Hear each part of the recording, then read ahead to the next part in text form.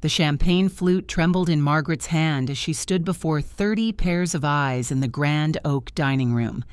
"My daughter-in-law," she began, raising her glass with a smile sharp enough to cut crystal, "to the woman who writes the checks but will never truly understand what family means." The words hung in the air like smoke. I watched the silence spread across the room, thick and suffocating. My son Daniel looked down at his plate, his neck flushing red with what I hoped was shame. The other guests shifted in their seats, suddenly fascinated by the pattern on their napkins. I remained perfectly still, my hands folded in my lap, watching Margaret sip her champagne as if she had just delivered the wittiest toast of the century. 17 years.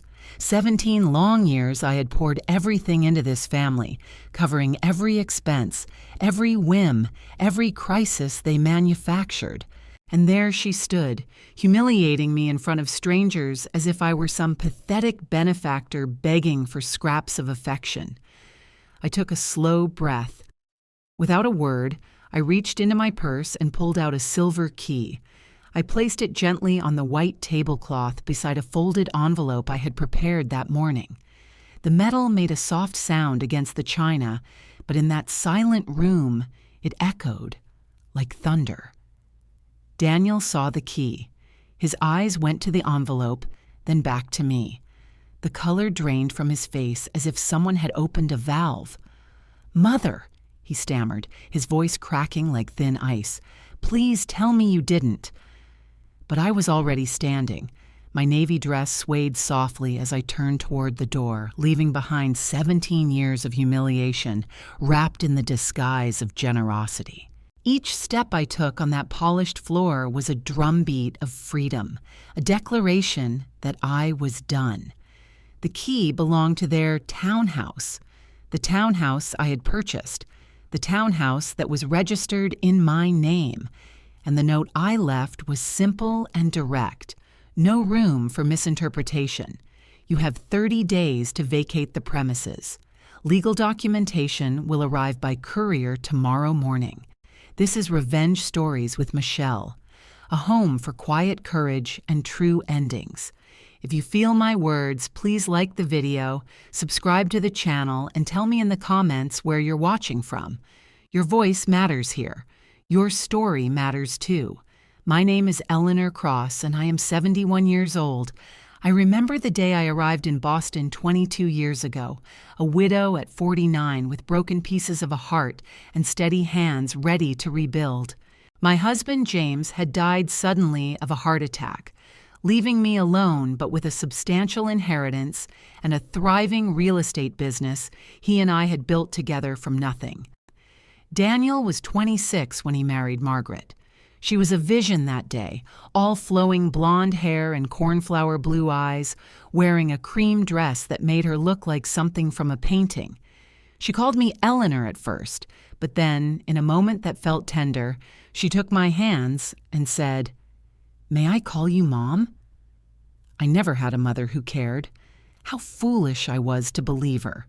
At first, everything seemed natural enough. The young couple needed help getting established. I had the means. They had the dreams.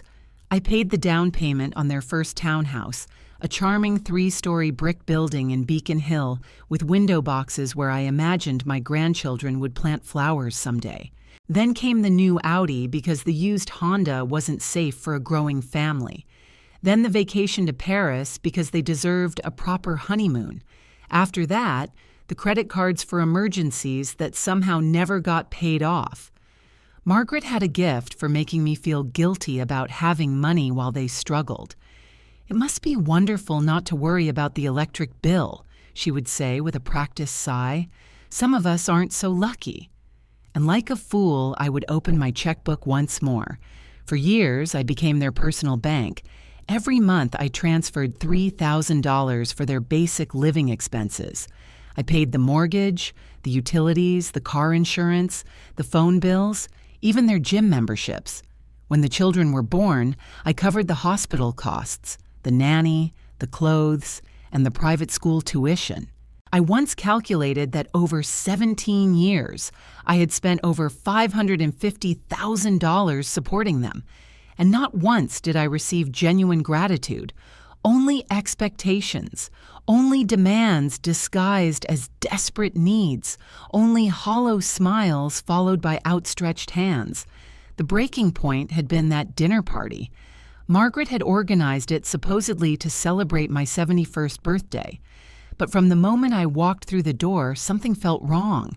Her book club friends were there, women I had never met, and they all looked at me with a mixture of pity and judgment that made my skin crawl. Throughout dinner, Margaret made subtle comments about older people who cling too tightly to their adult children, about the importance of boundaries between generations, about how money couldn't buy genuine connection. When they brought out the cake, it wasn't even a flavor I liked. It was lemon, which I cannot stand but which Margaret adores.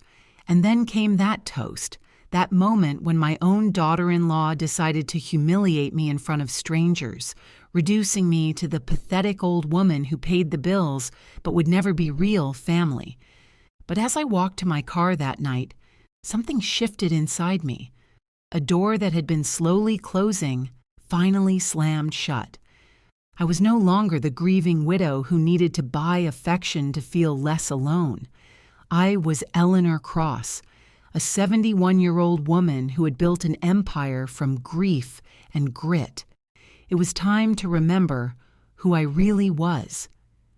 When I reached my apartment that night, I poured myself a glass of red wine and sat by the floor-to-ceiling windows overlooking the Charles River. The city lights reflected on the dark water like scattered diamonds, reminding me of all the nights I had spent working to build what I had. My reflection in the glass showed a woman who was tired, but far from defeated. My hazel eyes still held the fire that had captivated James all those years ago and intimidated more than one business rival. I remembered the first time Daniel brought Margaret home. She was 24, wearing a silk scarf and carrying herself with a confidence that seemed charming at the time. "Mother," Daniel had said with that nervous energy he always had when he wanted something important, "I'd like you to meet the woman I'm going to marry." Margaret had approached me with what seemed like genuine warmth, embraced me, and whispered, "I hope we can be as close as a real mother and daughter." How naive I was to believe those words were sincere. The first few years felt like a honeymoon. Margaret called me several times a week, asked my advice on decorating, on hosting, on managing household finances. I was thrilled to finally have the daughter I had never been able to have. My marriage to James had blessed me with Daniel, but I had always yearned for a daughter to share those quiet, intimate conversations that only happen between women. Margaret filled that void for a time. We shopped together, had lunch at elegant bistros, shared afternoons at the spa getting manicures and facials. I paid for everything naturally, but I did so gladly because I believed I was investing in something real. When she became pregnant with Sophie, my first granddaughter, I was present for every ultrasound appointment, buying tiny clothes, setting up the nursery with the finest furniture I could find. Sophie was born on a misty October morning. When the nurse placed her in my arms for the first time, I felt my heart expand until it filled my entire chest.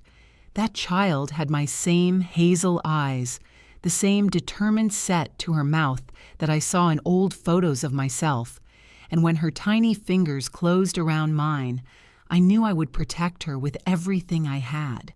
But things began to shift after Sophie's birth. Margaret no longer called to chat, only when she needed money for diapers, formula, or designer baby clothes she insisted were necessary. Lunch invitations became less frequent, and when they did happen, they always concluded with her mentioning some small financial crisis that needed my immediate help.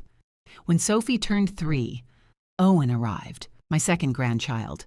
A beautiful boy with his father's dark hair and a mischievous grin that reminded me of Daniel as a child. With 2 children at home, expenses multiplied, and I continued to cover everything without hesitation. Private schools, swimming lessons, piano for Sophie, art classes for Owen, family vacations to Cape Cod, the Bahamas, Disney World. Always me funding, always them enjoying. My son Daniel had stopped working 6 years ago. Margaret convinced everyone that he was developing an innovative startup venture that required his full attention and focus. But I never saw results. I only saw a 43-year-old man sleeping until noon, spending his afternoons playing video games while his wife organized luncheons with her friends using my money. Margaret's transformation had been gradual but steady. The shy girl I had known became a demanding woman, comfortable living in luxury without working for it. Her purchases became extravagant. Designer handbags that cost more than a nurse's monthly salary, shoes she wore once, weekly hair appointments that added up to thousands of dollars a month, and I kept paying. I remained the silent provider, the generous grandmother, the mother-in-law who never said no. Every time I tried to set a boundary, Margaret had a perfect response. "The children need stability," she would say, with eyes brimming with manufactured tears. "We can't let them feel like they're lacking anything compared to their peers." Or the classic line, "Daniel is under so much pressure with the business. If we add financial stress, it could affect his health." Pure manipulation disguised as family concern. But that night, sitting by my window with wine in hand, I finally understood what I had been denying for years. I was not part of their family. I was their ATM. They did not love me. They wanted my money. They did not respect me. They tolerated me because it was convenient. Margaret's toast had been the brutal confirmation of what I already knew in my heart. To her, I had never been a maternal figure. I was just the wealthy old woman who paid the bills and who, for some pathetic reason, needed to buy the affection of her own family. That realization should have shattered me, but instead it filled me with a strange sense of freedom. For the first time in 17 years, I saw the situation with absolute clarity. I did not have to continue being the victim in their game. I had the power to change the rules entirely. I got up and went to my desk where I kept all my important documents. I pulled out the deed to the townhouse where Daniel and Margaret lived, the credit card statements I religiously paid every month, the bank records showing the automatic transfers I had set up to cover their expenses. Everything was there, documented in black and white. 17 years of wasted generosity, but I also had something else. I had legal power to stop it all. The townhouse was in my name, the credit cards too. The bank accounts from which money flowed to support them were exclusively mine. Technically, legally, they owned nothing. They had been living off my kindness, not their rights. And kindness, unlike legal obligations, can be withdrawn at any moment. I picked up the phone and called my attorney, Richard Manning, a precise and discreet man who had handled my legal matters for over 15 years. "Richard," I said when he answered, even though it was nearly 11 at night, "I need you to prepare eviction documents for the Beacon Hill property first thing in the morning. I also want to cancel all authorizations for the supplementary credit cards." There was a pause on the other end of the line. "Are you certain, Eleanor?" "This is a significant decision." "I have never been more certain of anything in my life," I replied, with a calm that surprised even myself. At 7 the next morning, I was already dressed and prepared to begin the most important day of the past 17 years. I put on my charcoal gray suit, the one that always made me feel powerful in business negotiations, and pulled my silver hair into an elegant chignon.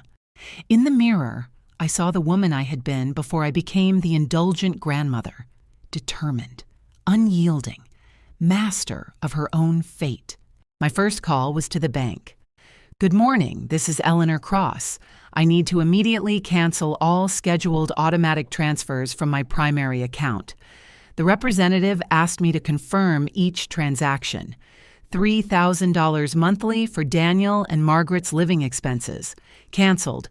$900 for Margaret's car payment. Canceled. $600 for the children's activities.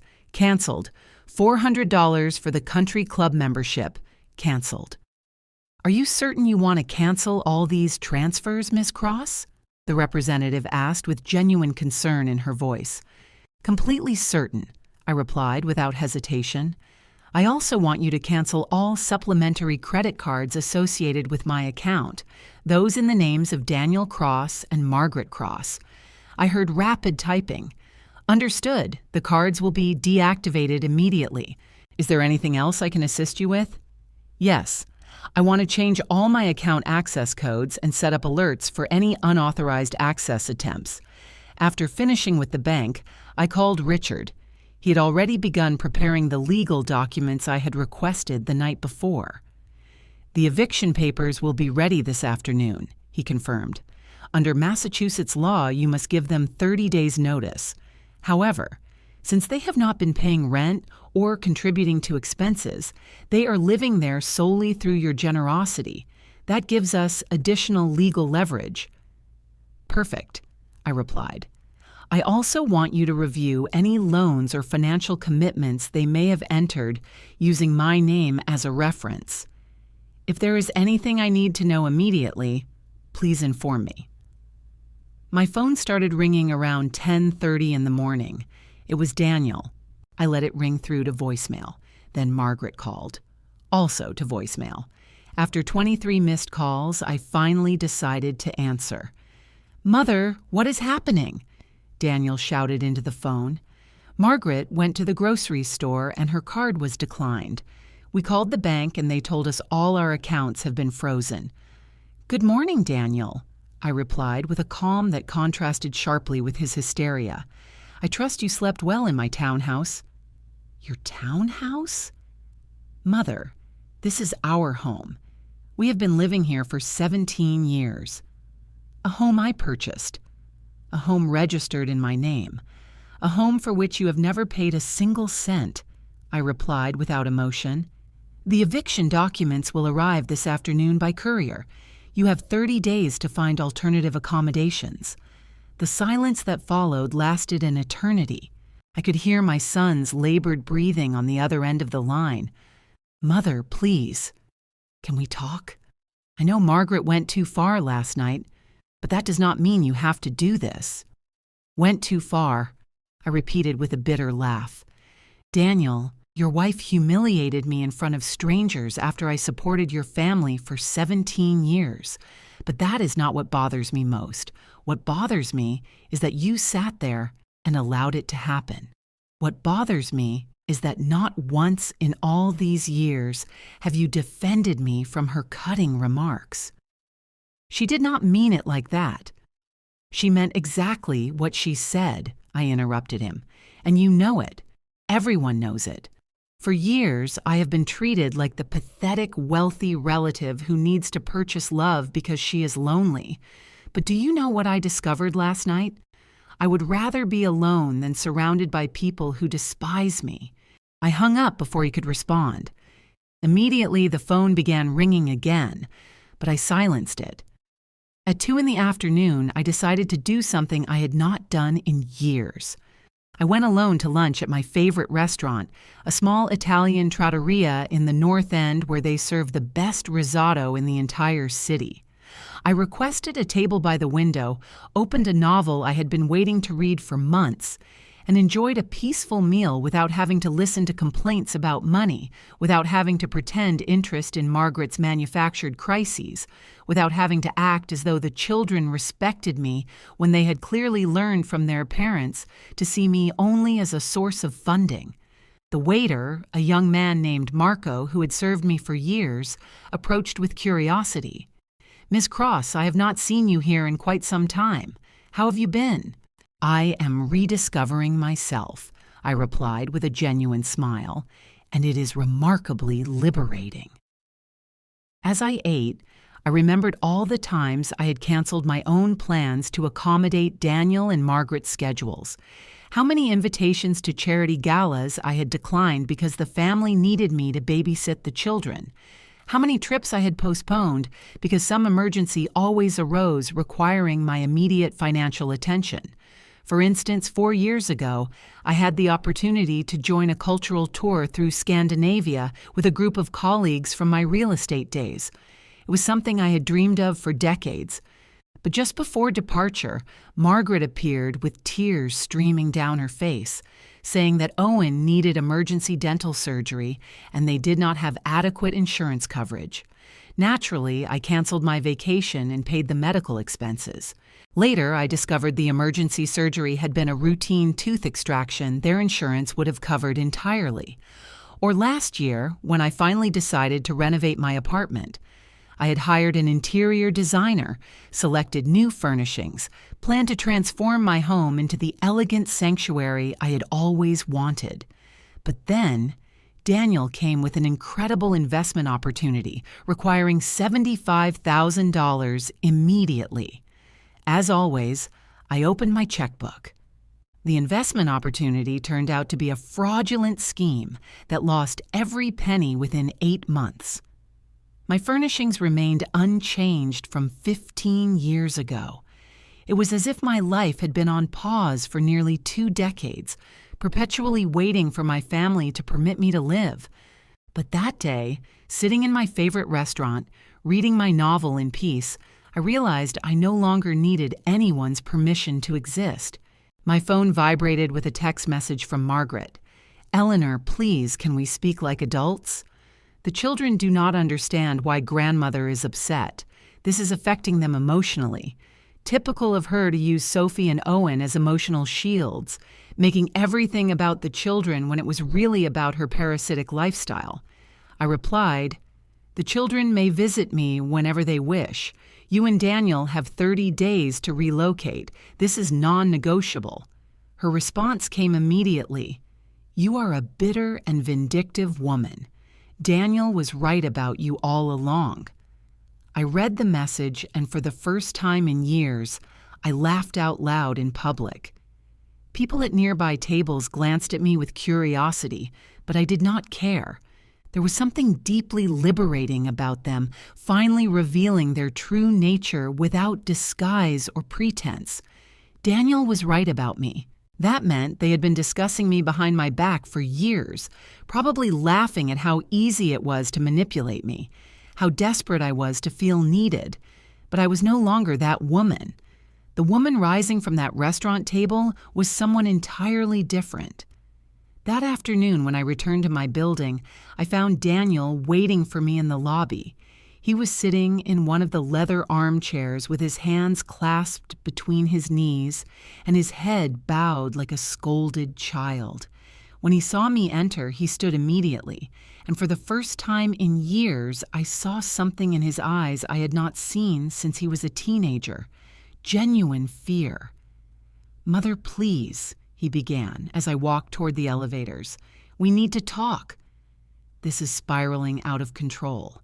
"You are correct," I replied without stopping. "It spiraled out of control many years ago when you repeatedly allowed your wife to disrespect me while I financed your entire lifestyle." He followed me into the elevator. "I can explain everything. Margaret has been stressed. The children have been difficult. Last night she simply revealed what she truly thinks of me," I interrupted as I pressed the button for the 12th floor. "And the saddest part, Daniel, is that you stood by, silently, while your wife humiliated your mother." The elevator doors opened on my floor, and he followed me down the corridor to my door. "Mother, please let me in. We can resolve this as a family." I stopped with the key in my hand and turned to look at him. It was strange to see my 43-year-old son pleading like a child. For all these years, I had been so focused on supporting him financially that I had forgotten to teach him to be a responsible man. "Family," I repeated the word, as if hearing it for the first time. "Daniel, when was the last time you visited me without needing money? When was the last time you called simply to ask how I was? When was the last time you defended me when Margaret made one of her poisonous comments?" He opened his mouth to reply, but no sound emerged. I could see in his expression that he was desperately searching his memory for an example to contradict what I had said, but he could not find one. "Exactly," I continued. "You cannot remember a single instance because it has never happened. I am not family to you. I am an ATM with feelings. And last night, Margaret made it abundantly clear that you do not even respect those feelings." I opened my apartment door and turned to him one final time. "The legal documents will arrive this afternoon. Read them carefully. You have exactly 30 days to find another place to live. After that, I will involve law enforcement if necessary." "And what if we refuse to leave?" he asked with a mixture of defiance and desperation in his voice. "Then you will discover what it truly means to have a mother who does not tolerate disrespect," I replied before closing the door. I poured myself a glass of white wine and sat in my favorite armchair, where I could see the entire city spread before me. My phone kept ringing, but I had silenced it. Each time it vibrated, I knew it was another desperate attempt by Daniel and Margaret to make me change my mind. Around 7 in the evening, my building concierge called to inform me that a courier had arrived with important documents. "Leave them at the front desk," I told him. "I will collect them tomorrow." It felt strange to experience such absolute tranquility while knowing that downstairs, my son was probably receiving the eviction papers that would transform his life forever. That night, for the first time in years, I prepared a peaceful dinner for myself. I made herb-crusted cod with roasted vegetables. I opened a bottle of wine I had been saving for a special occasion and played Mozart in the background. I did not have to listen to anyone complain about the food. I did not have to mediate petty arguments. I did not have to feign interest in Margaret's manufactured dramas about her book club friends.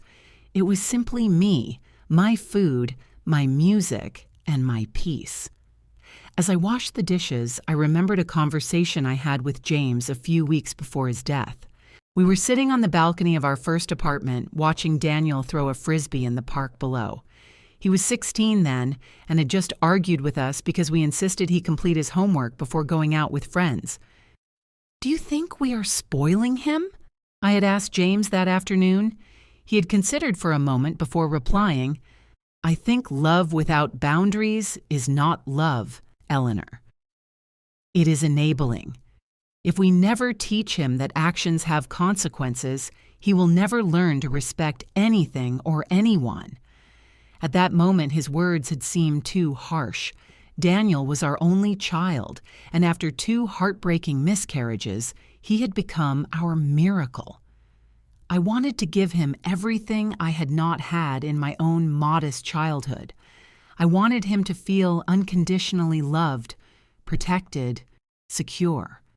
But now, almost 25 years later, I understood what James had meant. My boundless love had created a man without accountability. My unconditional generosity had raised someone who valued nothing because he had never had to work for anything. And the worst part was that I had allowed that pattern to extend to his wife and children.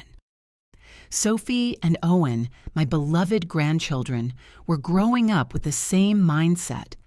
They expected grandmother Eleanor to pay for everything from their elite schools to their extravagant vacations, without ever teaching them the value of effort or authentic gratitude. But it was not too late to change that trajectory. My phone vibrated with a text message from an unknown number. "Grandmother, this is Sophie. Mom let me use the neighbor's phone because she says we cannot use ours. Is it true you do not love us anymore? Why is Dad crying?" My heart contracted. Sophie was only 15, the same age Daniel had been in that conversation with his father on the balcony. It was not her fault she had grown up in an environment where grandmother's money was taken for granted. I replied immediately, "My darling, of course I love you. I love you and Owen more than anything in this world, but sometimes adults must make difficult decisions to teach important lessons. Can you come visit tomorrow after school so we can talk?" Her reply came quickly. "Yes, but Mom says we cannot go to your apartment because you are very angry. Your mother is mistaken. My door is always open to you. Tell your father I will expect you both tomorrow at 4 in the afternoon. Just you and Owen. Your mother and father and I have adult matters to resolve first, but you two will always be welcome at your grandmother's home." After sending that message, I felt calmer. My grandchildren did not have to pay for their parents' mistakes, but they needed to understand that actions have consequences and that respect is not optional in family relationships. That night, I slept better than I had in months. I did not have nightmares about unpaid bills. I did not wake up worrying whether Daniel had found employment. I did not lie awake calculating how much money I would need to transfer next month to keep my family afloat. For the first time in 17 years, I slept like a free woman. This is Revenge Stories with Michelle, a home for quiet courage and true endings. If these words resonate with you, please like this video, subscribe to the channel, and share in the comments where you are listening from. Your presence here matters. Your story, whatever it is, matters too. The next day, I woke feeling as if I had emerged from a 17-year fog. Sunlight streamed through my bedroom windows with an intensity I had not noticed in ages. And for the first time in years, I did not check my phone immediately upon opening my eyes. I was in no rush to see how many missed calls or desperate messages had accumulated overnight. I prepared a full breakfast: scrambled eggs, toast with homemade raspberry jam, freshly brewed coffee, and fresh grapefruit juice. I ate slowly, savoring each bite as I read the newspaper in peace. It was remarkable how different food tasted when you did not have to gulp it down between one financial crisis call and another. Around 11 in the morning, Richard called to confirm the documents had been delivered. "Daniel signed for them last night," he informed me. "He also called my office 4 times early this morning, but as you instructed, I did not take his calls. Do you want me to handle all legal communication through my office?" "Yes, please," I replied. "And Richard, I also want you to revise my will. There are going to be substantial changes in the distribution of assets." There was silence on the other end. "Are you certain, Eleanor? These decisions can have permanent consequences. I am more certain of this than anything else I have ever done," I told him, with a conviction that surprised even myself. After ending the call with Richard, I decided to do something I had not done in decades. I called my sister Patricia, who lived in Seattle, and with whom I had gradually lost contact during the years of intensive parenting of my parasitic family. "Eleanor," she answered with obvious surprise. "My goodness, it has been so long. How are you?" "Patricia," I began, and for the first time in years, I could discuss my life without having to pretend everything was perfect. I told her the entire story, from the early years of generosity to Margaret's humiliating toast, from the bank transfers to the eviction documents. My sister listened in silence for nearly an hour. When I finished, she sighed deeply. "Eleanor, do you know what hurts me most about all this?" she finally asked. "What?" "That all these years, every time I called you, you spoke to me as if you were the happiest woman alive. You told me about family vacations, about the grandchildren's accomplishments, about how close-knit you all were. I even envied you because I thought you had the perfect family while I, here, divorced and childless, felt incomplete." Her words struck me like cold water. "I suppose I convinced myself it was true," I admitted. "It was easier to believe I was purchasing genuine love than to accept I was being used." "Eleanor, what you have done is not cruelty. It is self-preservation, and it was long overdue." After speaking with Patricia, I felt validated in a way I had not experienced in years. Someone who had known me since childhood, someone who had nothing to gain or lose from my financial decisions, was telling me I had done the right thing. At 3:30 in the afternoon, I prepared to receive Sophie and Owen. I purchased their favorite cookies, made hot cocoa, and arranged the living room to make them feel comfortable. Whatever conversation we were about to have, I wanted my grandchildren to know my love for them had not changed. They arrived precisely at 4, accompanied by Daniel, who looked as if he had not slept in days. His eyes were bloodshot, his clothes wrinkled, and he had that defeated expression I had not seen since he was a teenager, and James had disciplined him for breaking curfew. "Mother," he began, but I stopped him with a gesture. "Daniel, this conversation is with Sophie and Owen. You may wait for them in the building lobby. They are my grandchildren, and I am their grandmother, and I have the right to speak with them alone, especially after everything that has transpired." He wanted to protest, but Sophie, who had always been more mature than her years, placed a hand on his arm. "Dad, it is fine. We need to talk to grandmother." Once Daniel left, I served them cookies and hot cocoa, and we sat in the living room. Sophie, at 15, looked at me with those hazel eyes so similar to mine, full of confusion and worry. Owen, 13, seemed more interested in the cookies, but I could tell from his body language he was also nervous. "Grandmother," Sophie began, "is it true you are taking away our home?" Mom has been crying constantly and Dad has barely left his room. I took a moment to choose the right words. These children deserved honesty, but the information needed to be presented in a way they could comprehend. "Sophie, Owen, do you know where the money comes from that pays for your townhouse, your school, your vacations, your clothes?" Owen shrugged. "From Mom and Dad, I guess." "No, my dear, it comes from me. For 17 years I have paid for everything. The townhouse is in my name. The bills are paid by me. Even the food you eat every day is purchased with my money." Sophie looked at me with wide eyes. "Seriously? Dad does not work? Your father claims he has a business venture, but that venture has never produced sufficient income to support the family. And your mother does not work either." "But then why do they always say there is no money for things we want?" Owen asked with genuine confusion. "Because it is easier to say there is no money than to explain the money is not theirs. It is mine." Sophie, who had always been the more perceptive of the two, began connecting dots. "That is why, whenever we want something expensive, Mom says, 'Ask grandmother or see if grandmother can help us.'" "Exactly. But grandmother," Sophie continued, "if you pay for everything, why does Mom always act as if we are asking you for favors?" That question broke my heart because it showed my 15-year-old granddaughter had already begun noticing the toxic dynamics in her home. "Because your mother does not want you to know the truth. It is easier for you to think I am the generous grandmother who helps occasionally instead of admitting you live entirely off my money." Owen stopped chewing his cookie. "Does that mean we are poor?" "It means your parents have chosen not to work because they know I will pay for everything." "But that arrangement ended last night." "What happened last night?" Sophie asked.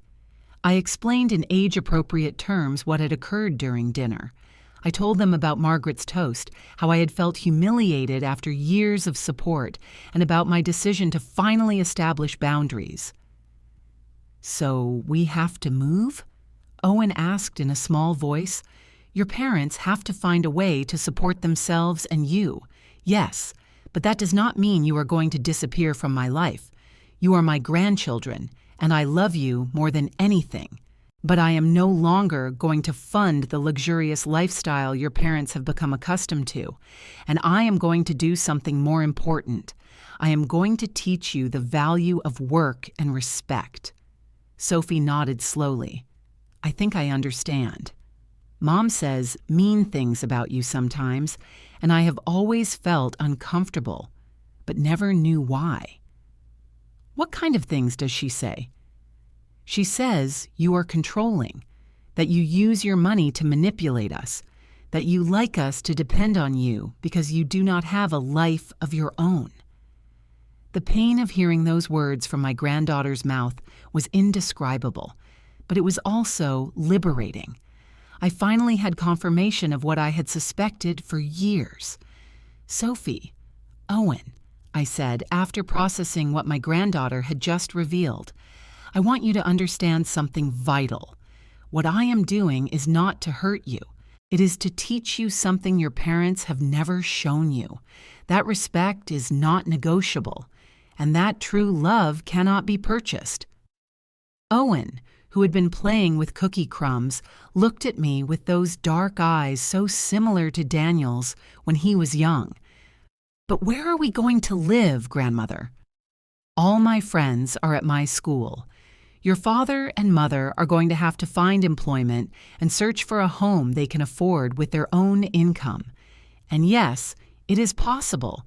You will have to transfer to public schools, and you will not be able to have all the expensive things you are accustomed to." "Is that bad?" Sophie asked with genuine curiosity. "No, my darling. Millions of children attend public schools and are happy. Millions of families live on modest budgets and learn to value what they have. What is detrimental is growing up thinking money appears magically without understanding someone must work extremely hard to earn it." Sophie reflected for a moment. "I suppose I had never thought about that. Whenever I want something, I just ask Mom. And if she says there is no money, we ask you. And how do you think that makes me feel?" Owen frowned. "Like an ATM." My 13-year-old grandson's honesty startled me. "Exactly like an ATM, Owen." "That must be horrible," Sophie murmured. "I hate when my friends only approach me because they need to borrow money for lunch. Now imagine that happening for 17 years, and instead of school friends, it was your own family." The two children remained silent, processing what I had just told them. I could see in their expressions they were understanding the situation from an entirely new perspective. "Grandmother," Sophie finally said, "can I ask you something?" "Did you work to earn all that money?" "I worked extraordinarily hard, Sophie. After your grandfather James died, I had to keep the real estate business we had built together thriving. I worked 14 hours a day, 7 days a week. I rose at 5 in the morning to review property portfolios before meetings began, and went to bed after midnight reviewing contracts and financial statements." "And Dad helped you?" Owen asked. "Your father was 21 when your grandfather died. I offered him the opportunity to work with me so he could learn the business and eventually inherit it, but he preferred to pursue other interests. He said real estate was too demanding, that he had different plans, that he would find his own path." "And did he find it?" Sophie asked with a maturity that pierced my heart. "What do you think, my darling?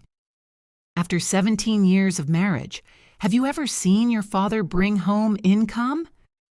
Sophie slowly shook her head. "Never. Whenever we need something, Mom says, 'Let us ask grandmother,' or perhaps grandmother can help us." "But that does not mean your father cannot work. It means he has chosen not to because he knows I will always be there to solve financial problems."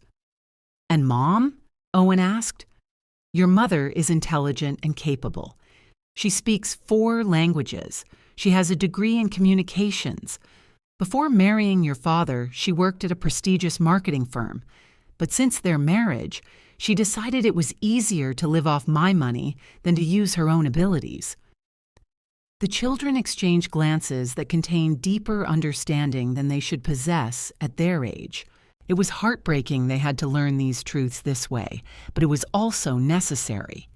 "Grandmother," Sophie said after a long silence, "have we been unfair to you too?" Her question surprised me with its honesty and maturity.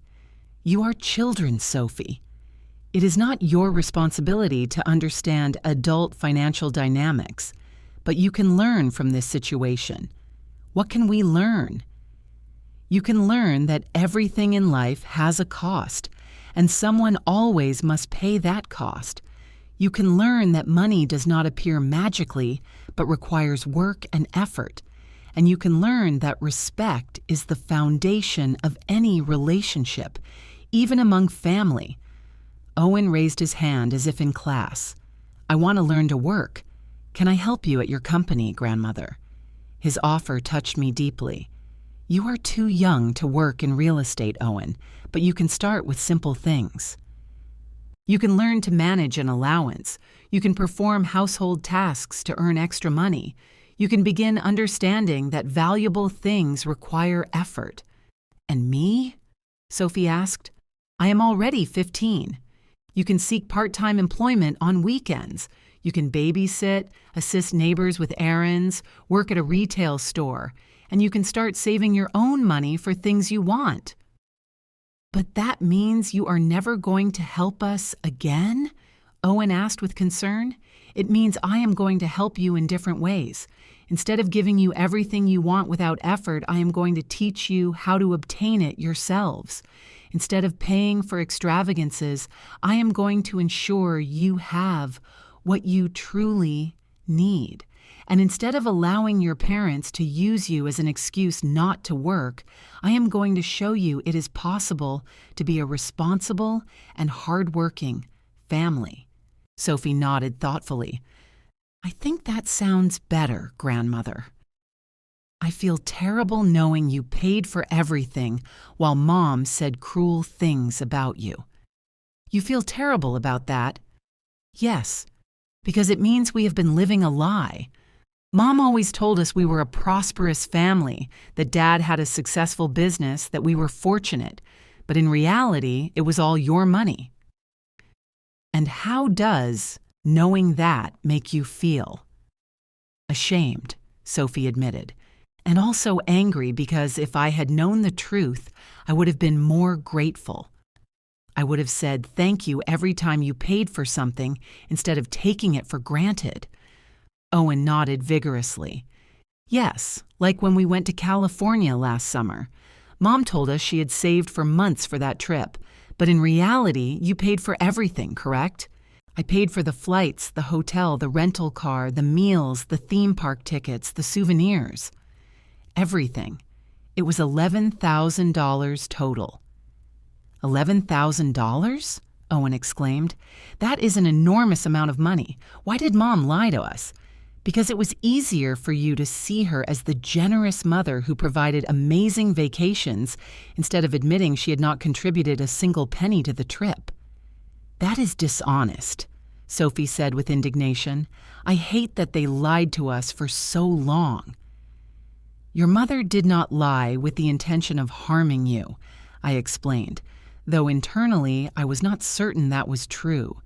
"But she did conceal important information that would have helped you better understand your family situation." "What is going to happen now?" Owen asked. "Now your parents are going to have to learn to be responsible adults. They are going to have to find employment. They are going to have to relocate to a place they can afford. And they are going to have to raise 2 remarkable children with their own resources." "What if they cannot do it?" Sophie asked quietly. "Of course they can do it." "Your mother and father are intelligent and capable people. They have simply chosen the easy path for too long. But when there is no easy path available, they will find a way to survive and flourish." "Do you think they will be angry with us for this conversation?" Owen asked with worry. "They may be upset initially, but you have done nothing wrong. You have only heard the truth about your family situation, and that truth will help you make better decisions in the future." After Sophie and Owen left that afternoon, I sat in my living room reflecting on the conversation we had just shared. Seeing the gradual comprehension in their eyes, observing how they processed the reality of their family situation, had filled me with a mixture of sorrow and hope. Sorrow because they had to learn painful truths at such young ages, but hope, because finally, someone in that family was beginning to understand the value of work and respect. My phone rang around 9 that evening. It was an unknown number, but I decided to answer. Eleanor, I heard a woman's voice I did not immediately recognize. Who is this? It is Margaret. I am calling from my neighbor's phone because you terminated our service. Ah, Margaret, I replied with a calm I knew would frustrate her. How may I help you? How may you help me? She repeated incredulously. Eleanor, you just destroyed your own family. Do you realize what you have done? I realize perfectly. I have stopped funding the lifestyle of two perfectly capable adults who have chosen not to work for 17 years. You cannot do this. The children do not deserve this. You are correct. The children did not deserve to grow up in a household full of deception, where they were taught money appears magically and that disrespecting the person who pays for everything is acceptable. I never disrespected you. Margaret, last night you told me in front of guests that I would never be a real mother after 17 years of paying every one of your bills, every one of your whims, every one of your manufactured emergencies. There was silence on the other end. I could hear her labored breathing.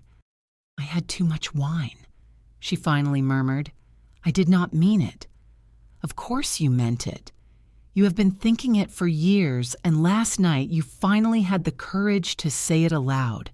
My only regret is that it took me so long to truly hear you. Please, Eleanor, can we resolve this? Can I apologize? I can change. Apologize. Change, I repeated with a bitter laugh. Margaret, you are not apologizing for what you said. You are apologizing because the money has stopped. If my credit cards were still functioning, this conversation would never be happening. That is not true. It is entirely true.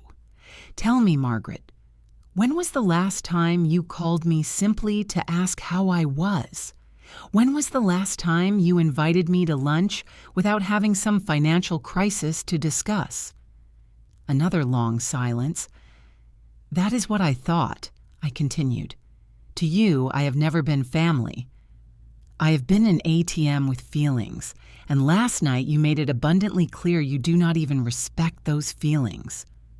The children need you, she said in a broken voice. The children are going to have me, but they are no longer going to have the grandmother who pays for everything without receiving respect in return. They are going to have the grandmother who loves them enough to teach them real values. And what are we supposed to do? Daniel has not worked in years. I have no recent work experience. Margaret, you are 41 years old with a university degree and speak 4 languages. Daniel is 43, perfectly healthy, and grew up in a family of real estate professionals. You are not going to do anything millions of people do not do every day. Work to support yourselves. But we cannot maintain this lifestyle with ordinary jobs. Exactly. You are going to have to learn to live within your actual means like everyone else. This is vindictive, Eleanor. You are punishing the entire family for something I said when I was intoxicated.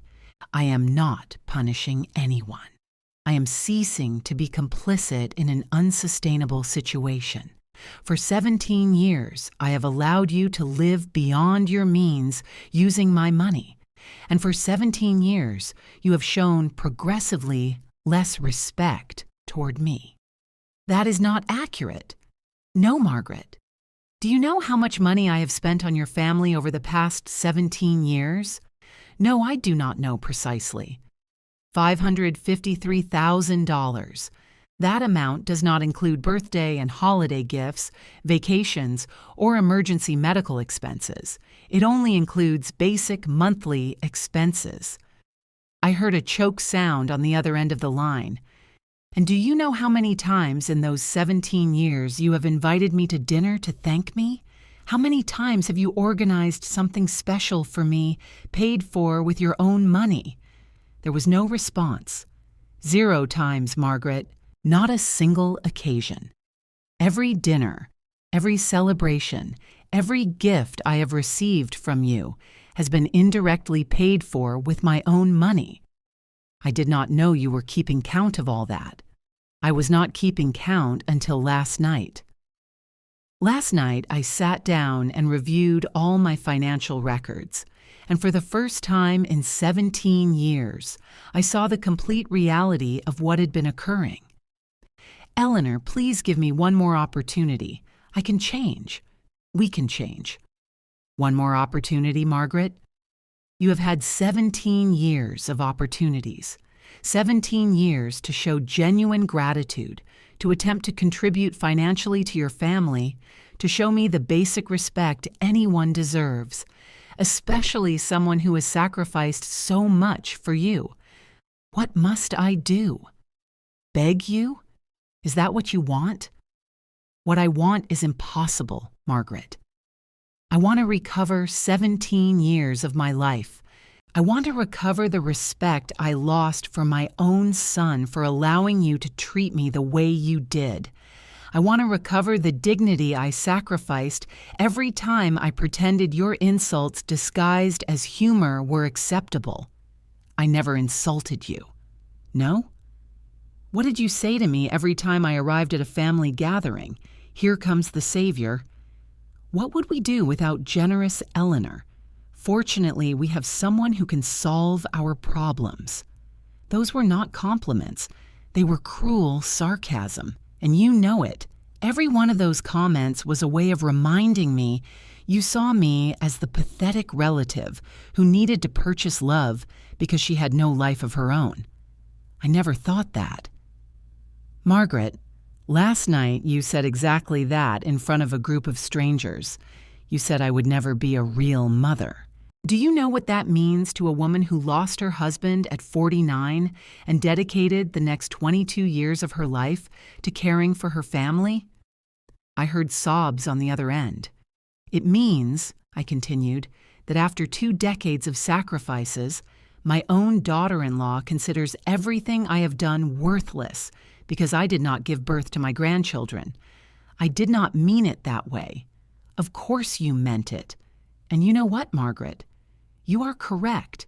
I am never going to be their biological mother. But it is also true their biological mother is never going to be able to provide them what I have provided. Financial stability, quality education, opportunities, and above all, the example of what it means to work hard for what you want. Please, Eleanor, the children are asking me what is going to happen. I do not know what to tell them. Tell them the truth, Margaret. For the first time in their lives, tell them the complete truth about their financial situation. Explain they are going to have to move because you never paid for the townhouse they live in. Explain they are going to have to adjust their lifestyle because you never worked to maintain it. That will traumatize them. Do you know what truly traumatizes children?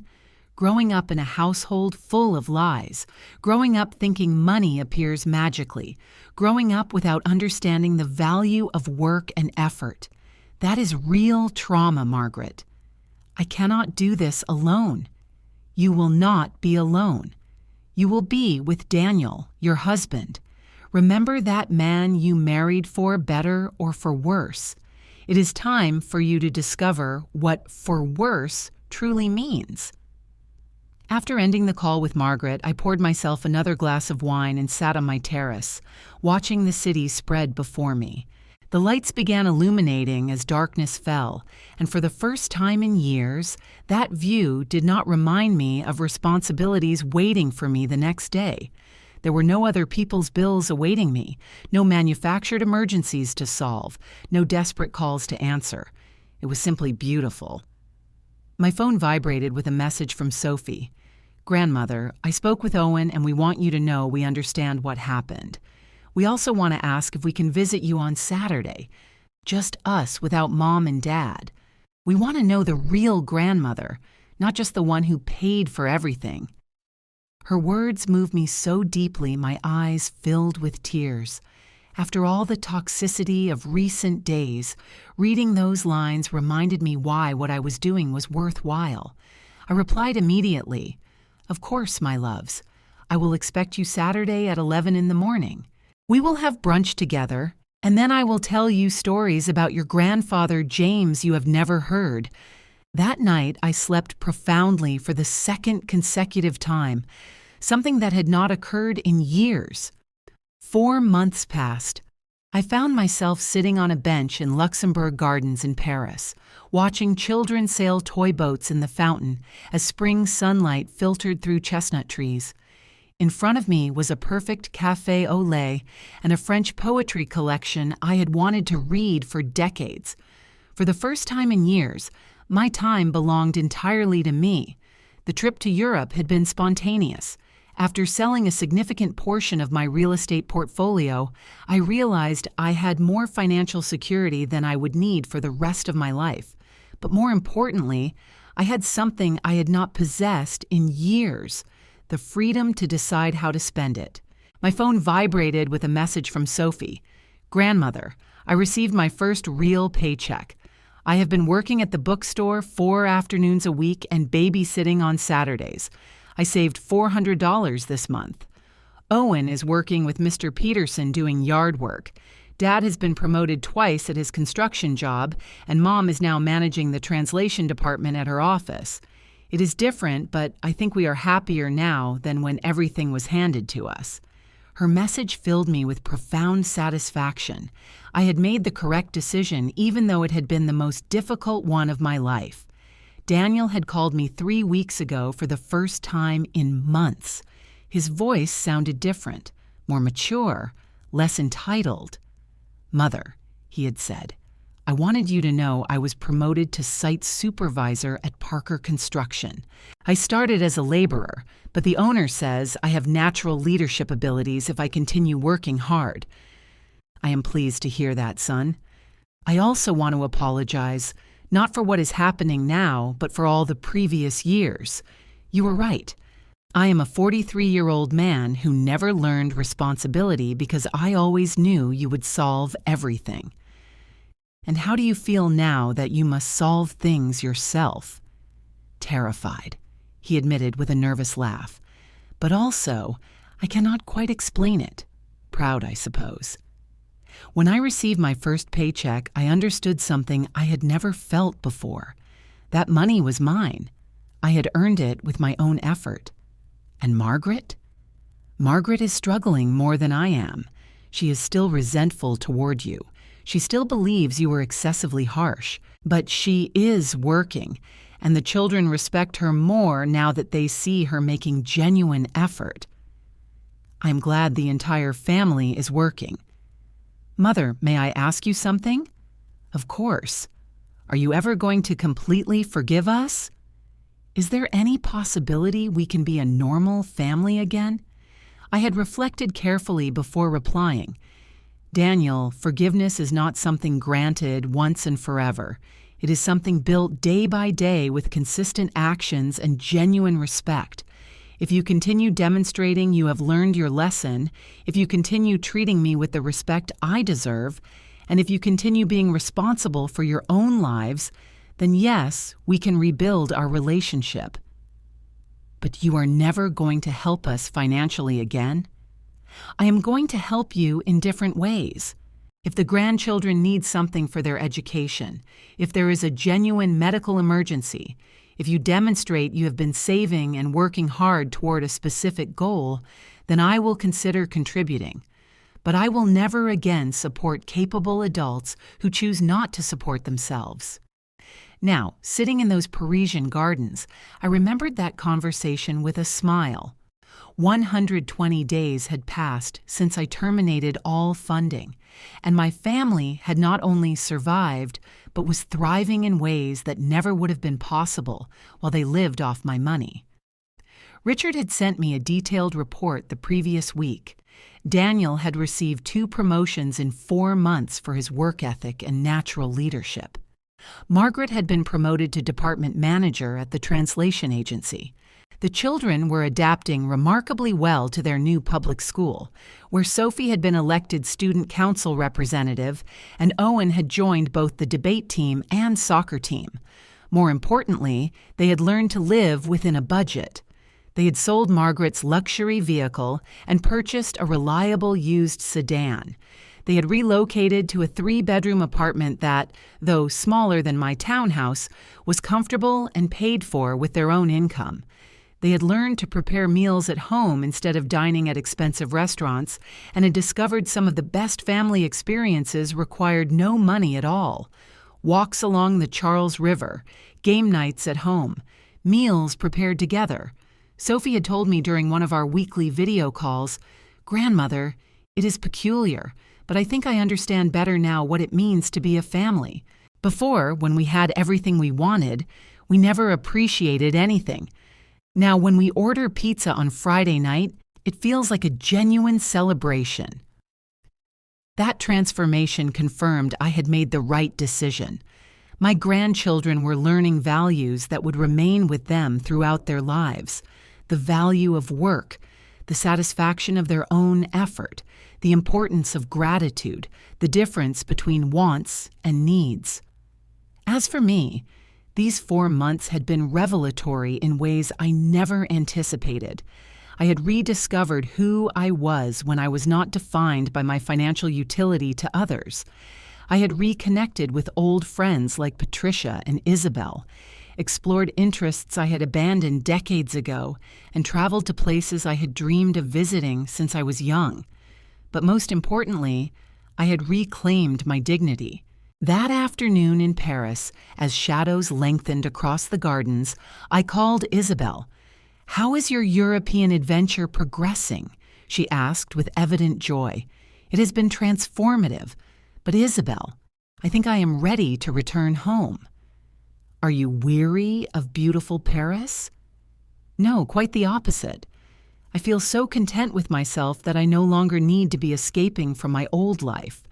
I am ready to build a new life at home, a life where I am the protagonist, not merely the financier of others' lives." "And your family?" "They will be fine.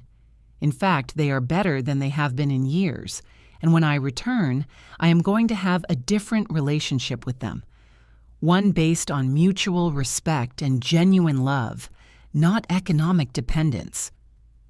That night, in my hotel room overlooking Notre Dame Cathedral, I wrote in my personal journal for the first time in decades. Today, I turned 71 in one of the most beautiful cities in the world. But the most beautiful aspect is not the art I have seen or the breathtaking architecture. The most beautiful thing is the feeling of having reclaimed my life. For 17 years, I became a shadow of who I had been, existing solely to be useful to others who did not value me. I believed I was being a good mother and grandmother, but in reality, I was being a poor life teacher. Now my grandchildren call me to share their work achievements, not to request money. My son speaks to me with respect because he has learned respect is earned. My daughter-in-law is beginning to understand true motherhood is not about having others pay for your children, but about teaching them to be responsible people. And for the first time in decades, I am free. It is not revenge I discovered. It is liberation. It is not cruelty I practiced. It is necessary love. The kind of love that sometimes requires saying no to teach important lessons. Tomorrow I return home, but I do not return as the same woman who departed 4 months ago. I return as Eleanor Cross, successful real estate professional, independent woman, loving but firm grandmother, and above all, a person who no longer needs to purchase anyone's affection because I have learned the most important lesson of all. Love you must purchase is not worth what it costs. I closed the journal and gazed out my hotel window one final time. Tomorrow the journey home would begin, but I was no longer the same woman who had fled a humiliating dinner 4 months ago. I had found something more valuable than all the money I had spent in 17 years of misguided generosity. I had found my dignity, and this time no one was going to take it from me. This is Revenge Stories with Michelle, a home for quiet courage and true endings. If this story moved you, please like this video, subscribe to the channel, and tell me in the comments where you are listening from. Your presence here matters. Your story, whatever shape it takes, matters too. Until we meet again in the next story, remember, sometimes the bravest thing you can do is choose yourself.